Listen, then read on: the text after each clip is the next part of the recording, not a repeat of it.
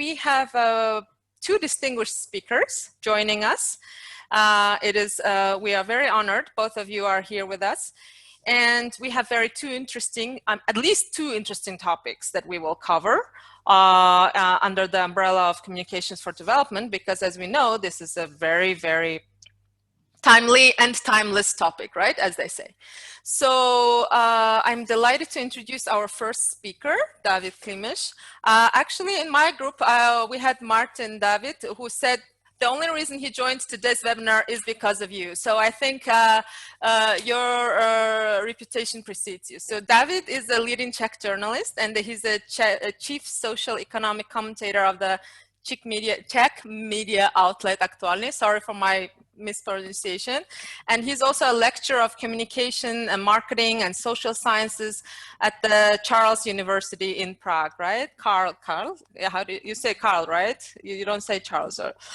Anyways, and he has authored several publications, and he has been awarded prestigious awards in journalism and publishing. So thank you so much, David, for being with us here today.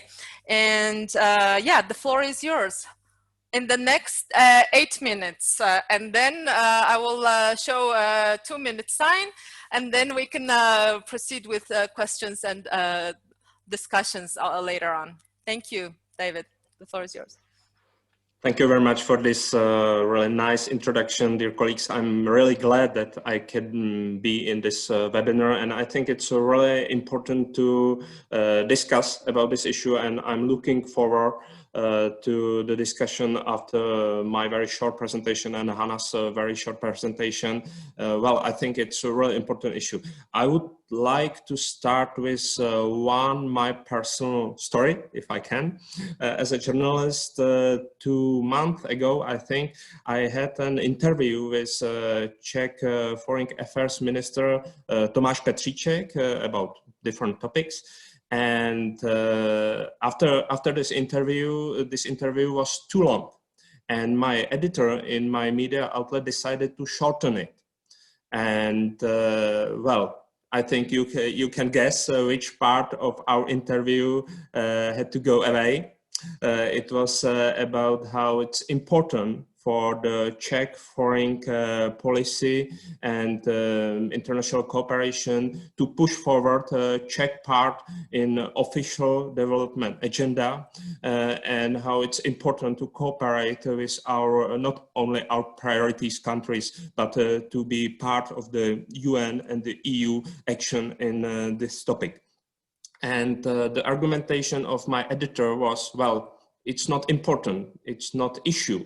And I think it was not the beginning of the problem in my media, but it was the end of the problem in the Czech Republic, because we virtually have no media awareness or knowledge about this issue. And then logically at the end, editors in media and even politicians and journalists virtually cannot see this issue. So at the start of this talking, I would like to start with my personal experience because it's all about it. So I would like to start with some remarks about the visibility of the official development agenda in the Czech Republic. I did a very short, very easy quantitative analysis of media texts about official development agenda, and it was clear that from the middle of the last decade, it stagnated. It's not copy more money, the Czech Republic push forward in this issue, and it's clear, a very simple hypothesis that there is some communication problem. Maybe it's not problem in politics or in priorities of the Czech Republic, but it's communication problem.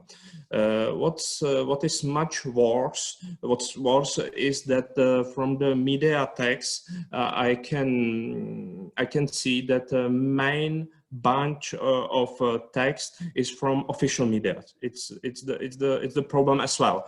We have some visibility of this issue, but this visibility is only in official media outlets, and we have virtually nothing in mass media. It's the problem, because our experience should be to have this issue even in the mass media, and we can only see it in official media with very little audience. So very short conclusion for the Czech reality and the visibility of official development agenda is that in the Czech Republic, numbers of media text on development assistance has stagnated. It's the communication problem, and media text on official development assistant are in only media and government only media. It's the problem. So we have to somehow to put it forward in the mass media. How to push forward this visibility? Maybe some of you know very popular concept, PESO concept, developed by marketing expert Ginny Dietrich, 2014. And she decided to have a new typology of media. In her terms, it's earned media, shared media, owned media, and paid media. It's very simple concept. Your own media in the issue like development assistant, it's your online government blogs and other things. Paid media is something like, for example, to pay some supplement in mass media. But then we have two very important types of media, and that's shared media, for example, to have some visibility on social science, and earned media, that you have some content, but this content flows in mass media naturally because it's interesting for mass media, and it's the problem. It's not enough in the Czech Republic. So what to do with it? To have some concept for social media, to share mass media content. Very important. It's interesting issues, interesting project, very concrete project, and it's not problem to have, for example, half-a-minute video and to have some audience on social science. But what's more important, in my point of view, to have some strategy to the mass media, how to increase the impact on the earned media in the terms of Ginny Dietrich. Well, you can see maybe it's too abstract, so I decided to illustrate it on one specific issues. It's the issues very well connected to the UN. It's the SDGs. Goals we have to promote collectively, and again in the Czech Republic it's not enough how to do it, and we can increase and to have a better communication strategy on this issue. In official Czech documents, we can see that we have some priorities in SDGs. It's a priority about the peace, justice, strong institution, about climate action, about clean water, or about decent work and economic growth. I understand that it's political agenda. It's very well decided from the point of politics and our international cooperation. But again, we have to see as well the communication strategy. And I would like to illustrate it from the research of Ipsos. Maybe you know this very well-known research agency. And from their research, it was clear that for the Czech population, the most important goal from SDGs is health and quality life, and then drinking water or clean water. So very simple hypothesis is that if you have some projects on this issue, the very important should be to communicate more about the SDGs 6, drinking water or clean water, and it's very likely that it will be well received for the in the Czech society. Maybe you can disagree with it because you can feel that we can mention and push forward other priorities, but from the communication point of view, it's very important to be connected with the public feelings in specific countries in this topic in the Czech Republic. But you can deliver it for your local strategies. So my very clear, very short conclusion, I would like to sum it up in 10 steps. I would say. So the first is that you have to regularly monitor and evaluate media coverage of development cooperation. It's absolutely basic. If the cooperation resources are increasing, and it's the case of the Czech Republic, but the media attention is stagnating, or even decreasing. So it's necessary to change communication strategy, communication action. Unfortunately. Sorry, time, just a heads up on the time is running. Okay, so just 1 minute. You have to wrap in 1 minute, please, if it's possible. Okay, thank you. So very quickly, then if it's necessary to change media strategy, it's very good to see all 4 types of media I mentioned, not only own media, not only paid media, but as well shared media, for example, social sites, and earned media to be interesting for the mass media. It's very important to have a clear communication with each media in your local territory to offer some exclusivity or to offer some audiovisual material. It's very useful, and you can have a good impact on your issues. In the case of the Czech awareness of SDGs, I wanted to illustrate that it's necessary not only to understand your own state priorities, but as well what's important in your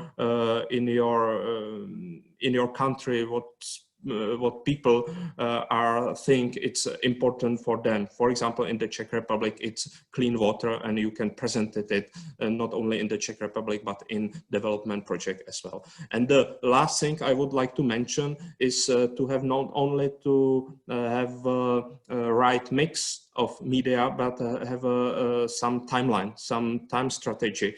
Even before starting the cooperation project, it's appropriate to think when the results can be communicated in media and what types of media are proper to effectively reach whole population or just the select target groups. I think we can talk about it in a discussion after this presentation and Hannah's presentation, but for the introduction, I think it's enough, and I'm looking forward to our debate. Thank you very much. Thank you so much, David. I think before we go into discussion, I think there are a couple clarification questions in the chat box. Sherife wrote, do you mean the mass media in your country or the ones in partner countries? I think this is when you were talking about the media. Can you clarify that one, David? Okay, maybe it was my fault. I just want to talk about the situation in donor countries. I understand then in the recipient countries, the reality could be different, but and I illustrated just for the Czech Republic. This typology is necessary to understand and to evaluate it very regularly, but still I can see that even in recipient country, it's useful to use it, but you you know, very often you know your media or communication channels in the recipient countries, and well, you have no other possibilities how to push it forward. My point of view is to push it forward in your donor countries and to increase public awareness. And then maybe I just started with my own personal story. When the talking of journalists with minister is about official development agenda, it's not the last issue. It's interesting in your country, but it's one of the first topic you want to talk about it. So that's my explanation. Thank you, David. I think it also relates to the Anastasia's question about whether your country has ODA media strategy abroad in the recipient countries. I think you, because we asked David to concentrate on the communication in donor countries. I think that's why you have focused on the perception in Czech Republic and the media, right? And I guess maybe David or somebody else from the MFA or Czech Development Agency would know more about the also Victoria's question about what is the target group of the Czech comms strategy. Is it only the public, or is it targeting communication in specific target groups? And I think that's heavily related to Anastasia's question about, or not, I mean, in donor country and recipient country, right? I don't know if David, you want to answer, or if Dagmar or somebody else from the MFA would like to answer, and then I think we move on to the next presentation. Maybe just one remark. I'm not familiar to the situation in the respective country, but I think from the talks with with the experts in this area, it's not possible, for example, to have a own strategy on social sites in recipient country, or to have some own media outlets or something like it. You have to respect the realities and local media landscape in the country you want to cooperate. So I would like just to focus just on the situation in donor country. You can have an action more freely, I think, but still to describe situation in a recipient country, I think it's very local, very specific, and to have this PESO concept, it's good to have only just like to theory, not to forget any of the type of the media, but still you have to respect local consequences. Sure. Thank you, David. I think that's a really, really good point about local circumstances being very different, and how we have to be mindful of that. There's excellent question from Felix, but I would suggest we keep it for after Hannah's presentation, where we can go into more Q&A, as well as discussion on the overall of COVID, communicating development in the times of COVID. So Hannah, thank you so much again for joining us. We are very, very delighted and honored that you're here. Hannah Cole is the head of communications at the Department for International Partnerships within the European Commission, DG DevCo, right? It's as probably people know it better.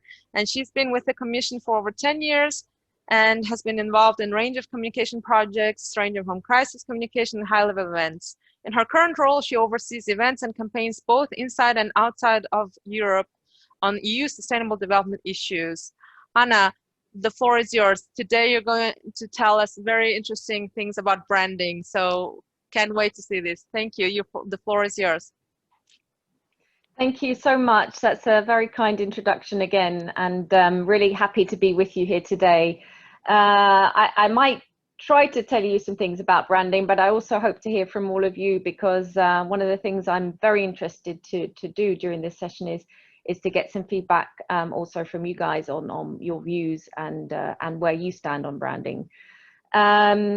I've got a few slides that I am going to use. I hope you haven't seen too many of them during your other sessions, but I think it will help guide a bit my messages. And they are really around three things. So I really want to talk to you guys about why we believe branding is so important. And I want to say what we reckon branding involves. So that may spark some controversy. I think in those two, I'll be picking up from a slightly different angle many of the challenges that David has just talked about, you know, how to reach audiences, how we can strengthen our messages. And then I just wanted to tell you a little bit about what we're doing at the European Commission on this front, which is work in progress. But I'm going to quickly share my screen, and then we can work through the various, these three topics that I have. I'm going to minimize, there we are, then you don't see me or anyone else. So I think, first of all, on the why, there's been a lot of academic work that's been done into why branding and communication matters. Some of this is in the social sciences sector. This is the example of Daniel Kahneman, who's a Nobel Prize winner, Thinking Fast and Slow. I guess many of you have read that. If you haven't, I would really recommend it. It's absolutely fascinating because it shows crucially that these logical humans that we all believe we are actually is not quite true, and we are often reacting and communicating on things that are very spontaneous, and that is obviously complemented by a lot of psychology research showing that emotion is driving a lot of our decision making, more again than we might like to own up to. But for this reason, branding and communications are just absolutely massive, and we shouldn't underestimate how they can actually influence decision making and our public around us. And of course, we all know there's thousands of logos out there, you know, we're hit by them every single day. Now, branding is much more than a logo, but, you know, I'm just putting an example here because you know that, that there's so many of them, and we need to find a place as donors amongst them, and to reach the public, as David quite rightly said, that are interested in us. So that's the first point. Why am I not? So again, on the why, I think there's also kind of deeper reasoning. For example, politics is changing around the world. We know this kind of old colonial thing is totally out the window. The idea of donors, you know, the traditional donors are no longer who they thought they were. There are new donors. World dynamic is changing, and public opinion is changing. There's so much more channels of communication going on, and again, you know, this means that we have to be clear about who we are, and this is added to by the COVID context, where our horizons really and our view of the world is shifting. So I think there's a lot going on. We're in a massive transition, you know, even more so because of COVID, and we've got to work out what our core meaning is in all of this. Otherwise, we're going to get lost amongst all that noise. And we've all got our favorite brands. Maybe I'm a bit biased myself, and here are a few of mine. And brands are not just things that we purchase, you know, they can also be people. You know, actors think very clearly about what they're representing. So I do think that as donors, we need to join that crew. So this is all, this awareness has all led us at the Commission in international partnerships, particularly with a new commissioner, new commission, to think about, you know, what we're all about. And we've launched this voyage of discovery into brand work. It's maybe not as chaotic as Monty Python's Meaning of Life. Those of you who know the series, the program well. But it's that idea, you know, what the hell is going on, who are we, and clarifying at our very core who we are. And we've already started a bit of work into this, and we're working also with partners. We're very grateful for the OECD DevCom network. We had a great session with them earlier this week on branding. They do a lot of work on communication. So those of you, I've seen already some friendly faces in the audience and participating today, but those of you who are not on board, do follow Felix's presentation coming up, because he can tell you more about it. So what is a brand? Now, some people do have differences difference of opinions on this. The way that we've boiled it down to is it's about identifying and clarifying our personality and what emotions we want to tap into when we communicate. It's about having a very clear narrative. And I don't need to tell you guys, but it's not a narrative of 5 pages long. It's a narrative of a very, very short statement, 5 lines, 1 line, 3 words. It's also about having a clear tone of voice. This was one big realization for me, is that we really need to think about how we talk to people. When we're talking live, we know that, but when we're communicating through social media, I think it's easily lost. Then obviously visual identity and understanding audiences, which I think David covered very well, but we are trying to better use our surveying to actually feed into communications, because I think often these two things are seen apart. It's not just a survey and then communication, but actually the two can feed one another. So where do we stand in this? As I said, we've done work in-house. We've also worked with partners, with the DEFCON network. And what we've realized is, perhaps to you, not groundbreaking, but it is important. I mean, international partnerships are about being professional, but human. Now, one funny thing that we've discovered is we've been overusing emojis. Okay, it's very simple. But if we want to be professional, it's not about slamming emojis all over the place, because that's provoking a reaction that we don't want. So we need to be complete yet concise, and sincere yet positive. So again, I don't think these are groundbreaking, but once they're clear, we can then translate this into our messages and work forward. And one thing that we really want to hone and keep making very clear about us as an organization is that we protect and communicate and work on sustainability around the world. We have done some work already. We've tried to harmonize our online communication. We've done some work again on tone of voice, which I've just explained a bit about. We're currently updating our mission statement.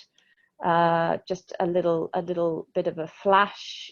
This is what we're now using online. Okay, again, you might say it's not groundbreaking, but we're very clearly using a multitude of different communication and visibility effects, and we're really trying to harmonize them and bring them to be much clearer. And in terms of what next, well, we're now working on a process over the next few months to develop further our visual identity, have, as I said, a very clear narrative, extend the work on tone of voice, and of course, communicate with others. And in terms of that communication, we're launching a Eurobarometer, which we do regularly, which will test European audiences and their views on development. And that hopefully will help us to better identify our audiences. And I'm particularly interested in audiences which have maybe a neutral or a positive sway, but not full sway towards development, and how we can better engage with those audiences. So that's the how, and really, as I said, I'd love to hear from you guys, even if you want to contact me bilaterally. But the message for me is clear: is we've got to, in this context, start at the very core and not just do the nice stuff around the edge. So thanks a lot for your time, and look forward to questions. Thank you, Hannah. That was very very interesting, I am sure. I have a question to. I want to echo your question to our participants, because we have in the room quite a number of representatives from various aid agencies and MFA working on exactly this issue. And it would be great to hear from you, 1 or 2 of you, or more, exactly on the issue of branding. How have you done it, or have you tried and it didn't work, or whether you did and it worked very well? It would be great to hear. Who would like to volunteer? I'm looking for hands. Or you can unmute yourself and speak. That would be very, very interesting for us to hear. Because I know that Royd was working on it, right? I don't know if there is somebody from Royd. When we had Anka and colleagues working in Bucharest, I think they were working exactly around this issue. If anybody, is there somebody from Royd here? From Romania? No? I don't want to put anybody on the spot, but I think it would be great to, you know, hear experiences, because now we heard from DG DEFCO, from the European Commission, and this is actually a process, ongoing process. So it would be great to hear from others. If Actually, I have a question. Yes, please, Anna. Anna Godlewska, Polish Ministry of Foreign Affairs. I have a question. Could you, Hannah, elaborate a little bit on the tone of voice? How do you understand that in the European Commission?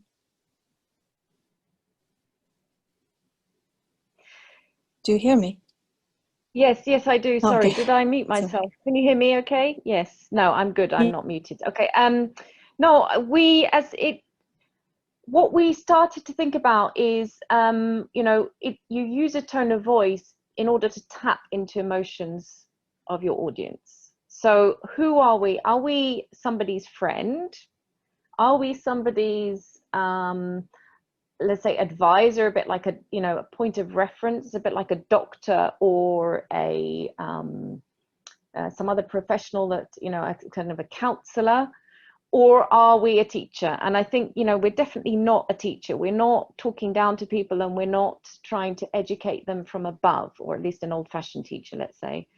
And we reached the point that, you know, we're more of a doctor role. We want to be seen as someone who has information, that are experts, because you trust a doctor because they have expertise, don't they? But yet, you know, we're human, so we don't use lots of acronyms.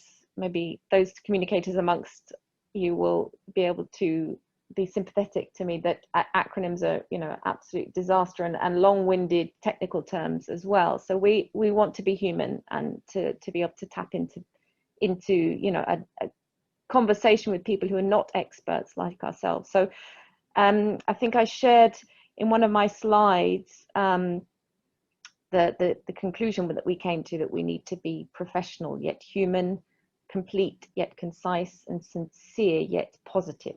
So that's the tone of voice that we're looking at. But obviously the tone of voice is not just, it's just not a thing in itself. It's a means in order to tap into the right emotions, and to, you know, and this, in this instance, to build trust with our audiences.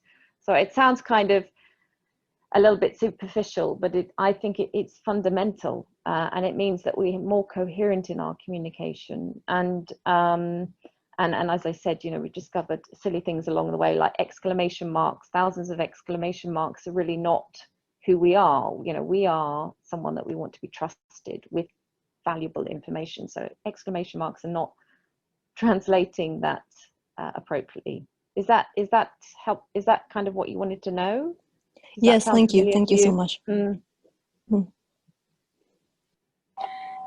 I jump in quickly? Please, Sherifa.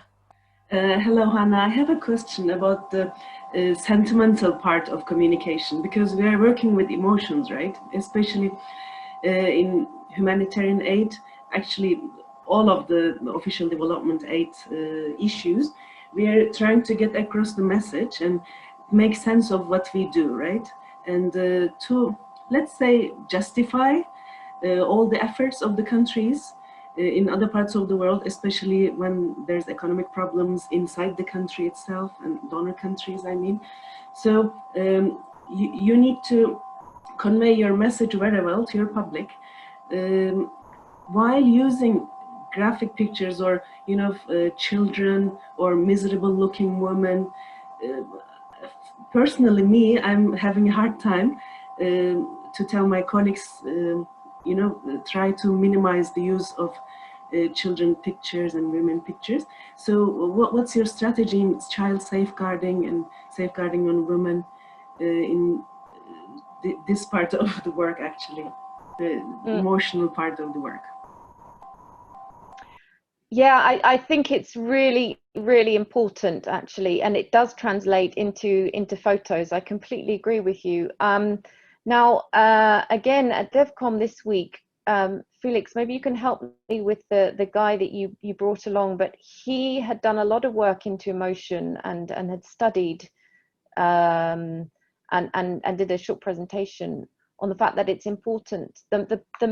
The emotions that we want to share are ones of understanding, compassion, and that yet inspire. So we're not talking about charity there, and we're not talking about you know, these starving children that you then end up feeling, you know, terribly sorry for. It's more, and of course this represents partnership. So I think there's a lot of psychology work that helps us to understand that. And if Felix, look, Felix has just shared a guide to hope-based communication. So I think, you know, there are reference points that we can look to get, you know, that provide at least the academic background for this. But what we are doing is we are now moving away from impoverished, poor people to try to get much more active, use technology in pictures, or see technology in pictures, see business, and this is actually what we're doing much more as donors. We're supporting, you know, investment like never before, education, and it's really not just about you know, children in villages who are impoverished, of which we have way too many pictures, but that there is a process with which to change from that video and photo stock to something much more updated. But I really strongly agree that we have to look at all of it. So it's not just the messaging and the words, but it's also the images that we present. Thank you very much. I will pass all these articles to my colleagues. Thank you. Brilliant. This is great, and thank you, Felix, for sharing all these resources, and Martin and all the others who are sharing resources here in the chat box. I don't know if, Felix, do you want to elaborate on that a little bit further, or rather not? It's up to you. Maybe it's something we can go into a bit more detail next week. I'd much rather hear from some more questions from the Sure. participants. Great, yeah, because Felix will be with us next week as well. So yeah, looking at the time, I agree. Those were excellent questions. Are there any more questions from our? I know that time is ticking, but I hope you don't mind if we stay a few minutes longer. Any other questions? Nura pointed out a very important point for new donors that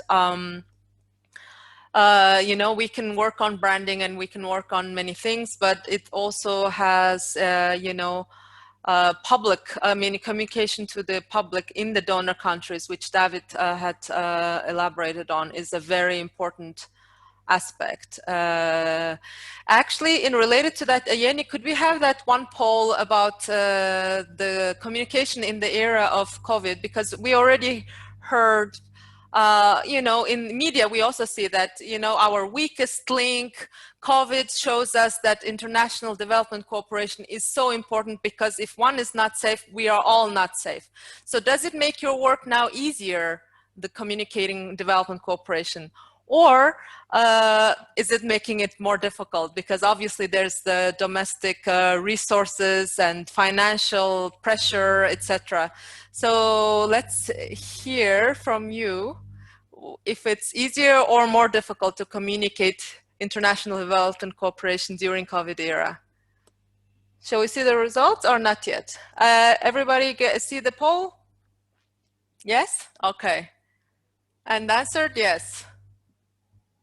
Yes, so let's see. It would be interesting. Of course, it will again depend on local circumstances. is interesting. It's almost even half-half, huh? Easier, more difficult. That's interesting. Anybody would like to share why it is more difficult in the COVID time, other than what I mentioned before, obviously finance, economy, etc. Anybody would like to share why it's more difficult or why it's more easier to communicate now in the COVID era? If I can, just one remark. Yes, please, David. Yeah, maybe it's very important to say if we are talking about the donor countries again or recipient countries. I think it's a really Yes. it's easier to share that it's important to support any international aid in recipient countries, but in donor countries, for example, I don't know how to say it, but I think the Czech society is in this crisis a little bit selfish.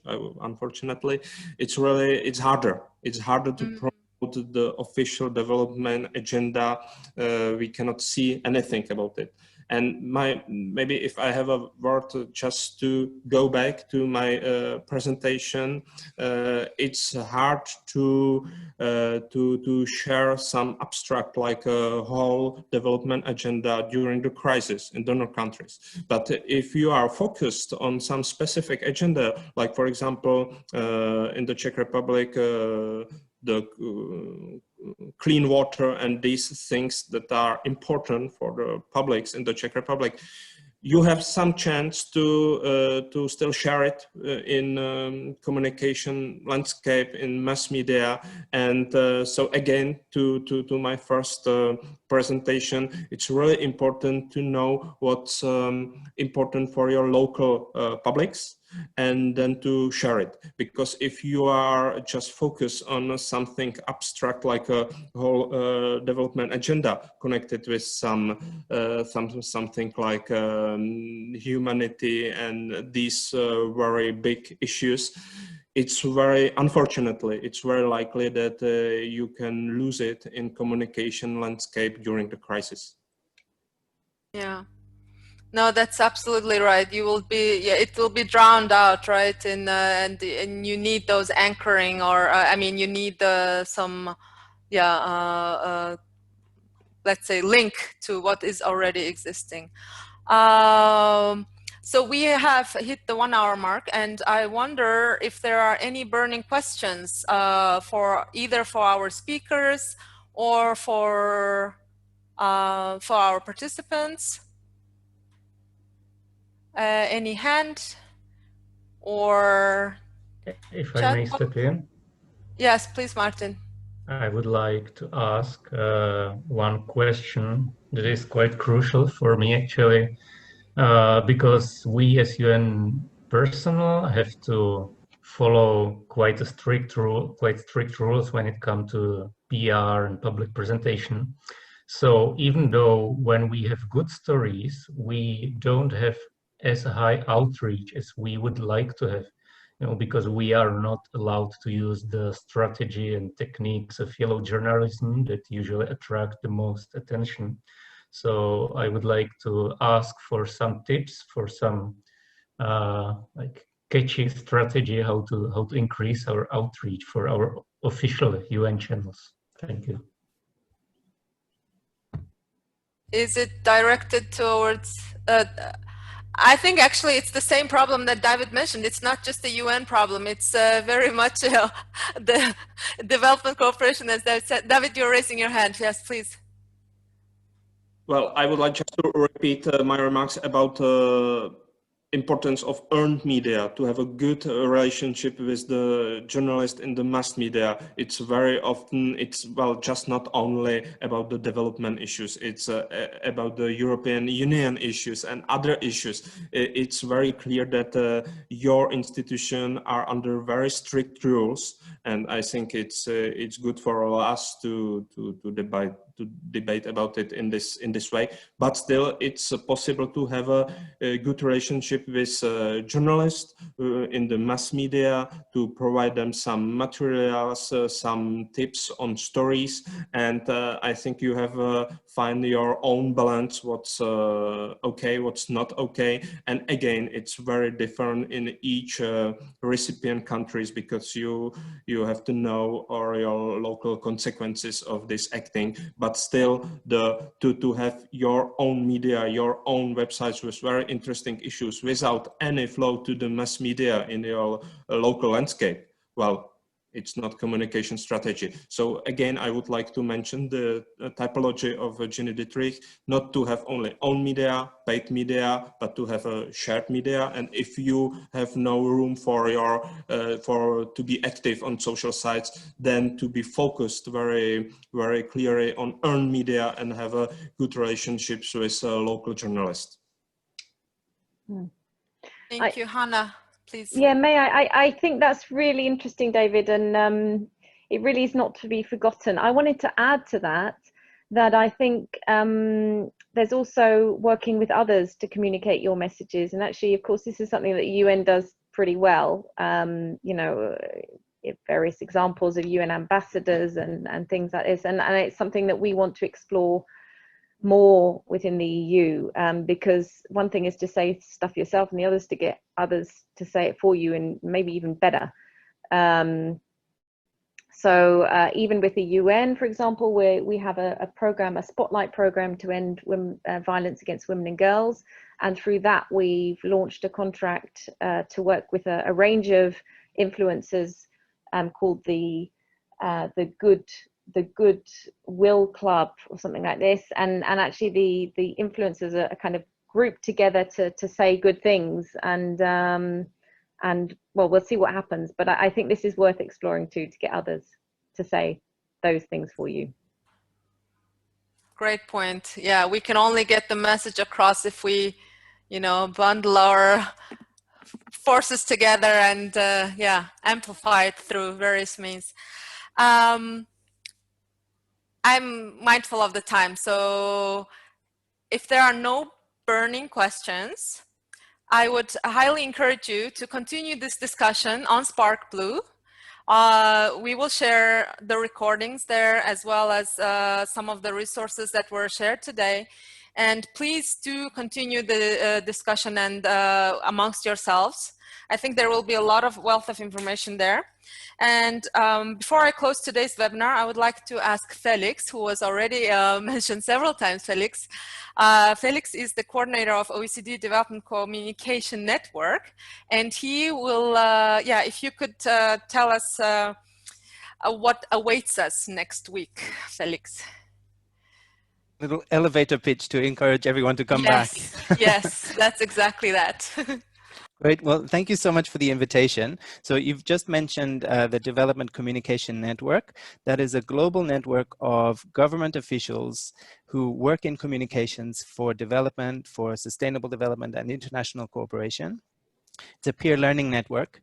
And what we can do next week is discuss some of the insights and the lessons that the members of the network have shared during the past few years on how to engage citizens for development and sustainable development. And based on this conversation, I think we can continue the conversation about messaging and branding, and what kind of messaging and branding might work in the post-COVID era. And also discuss some sort of higher level strategic questions around what are the goals of our communication work? What can communications achieve, and what should we be trying to achieve? What audiences should we be trying to reach, and what partners should we be working with? I thought Hannah's point is really excellent about working with others and getting them to carry your message forward. So these are the kind of questions I think we could address together. I should say that we'll also be joined by Marte Lid from the Norwegian Development Agency, who's been doing a lot of very amazing campaign work in Norway, and we'll share some more practical experiences with that. Yeah, I think I'm really eager to hear more from this group, and maybe everybody could come with an example of slogans or messages that they have used recently to communicate about their work. I'd love, maybe we can do a little workshop around the messaging there. That's my pitch. Thank you, Felix. I think the pitch was very convincing for you to join us next week. And if that's the case, please don't forget to register for next week's webinar. We will share the link as usual with the webinar, today's webinar recording. The link will be shared for registering for the next webinar. Of course, the link is also provided in the invitation that we shared at the beginning of the ODA learning series. And another thing that is shared with you when we share the webinar recording is a survey, which takes you only 1 to 2 minutes to give us feedback on the webinars that we are organizing for you. So as you can imagine, I mean, we are organizing it for you, for your benefit, for your interest. So if there's anything you would like to have more of or less of, we can try to accommodate it as much as possible. So we would appreciate your feedback in those surveys that we send out. I think that's all from my side, and we are already over the time. And it's